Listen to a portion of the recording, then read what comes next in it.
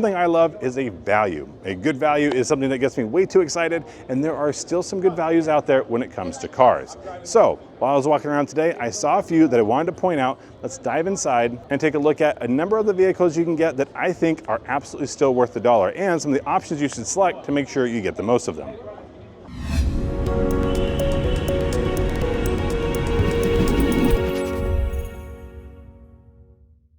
Admittedly, value is going to mean different things to different people, but in this instance, let's talk about your everyday cost. And that does mean spending a little money to save a little money. In this case, we're talking about hybrids, and we're going back to where it all started, the Toyota Prius.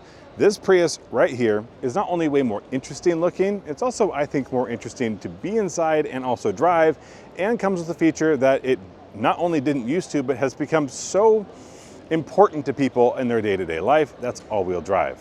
Where I'm getting at is you can get an all-wheel drive Toyota Prius for just over $31,000 that still gets you about 50 miles per gallon.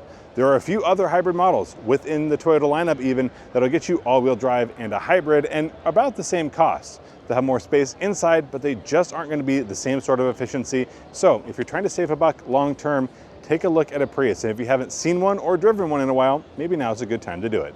There's no two ways about it. When you get a bigger vehicle, more sheet metal, and more seats, your car costs more than it did, well, on the smaller side. So when you look at a three-row vehicle like the Palisade, it's not a surprise that it's more than $30,000 or even $35,000. But the one I'm talking about is going to start right around $45,000. That's because this is the one with the hybrid powertrain.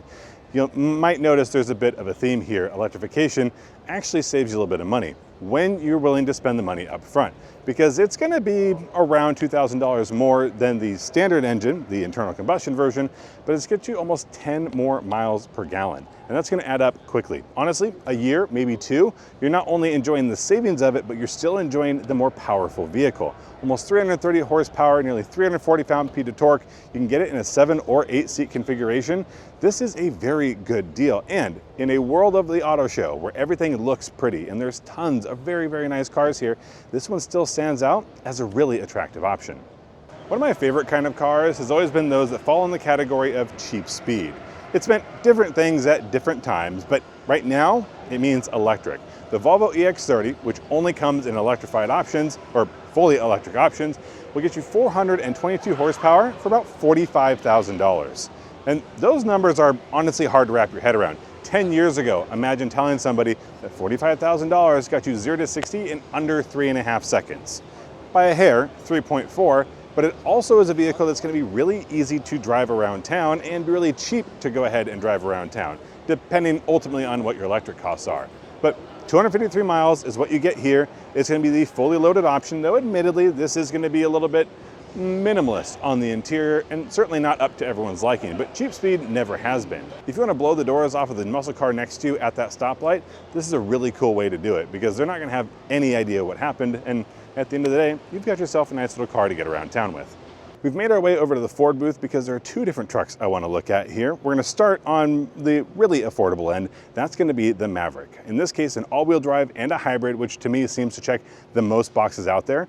You can get that in an absolute base trim, so that's going to help keep your initial costs down. And you can go ahead and what I would do is add the 4,000-pound towing package, which makes this just a lot more capable. You're not going to have a ton of room here in the back seat, and obviously it's not the largest bed, but one of the things I love about trucks are all the accessories you can get for them, and I have seen more than a few of these with the big rack on top of it, basically hauling more than it seems like you would ever need to. But on top of having all-wheel drive and the sure-footedness that comes along with it, you're also going to get about 40 miles per gallon, and that is a fantastic number no matter who you are or where you're driving. So this is one that's going to save you quite a bit of money, starting at $34,245, or right about there. That does include the all-wheel drive and that 4,000-pound tow package. Those, I think, are going to be necessary to say, yes, here are all my boxes, but those are the practical boxes. But it's not always about practicality. Sometimes you just want to have fun, and there's sort of a miles per gallon situation where this is one of them. Not this particular one, this is a Ford Ranger.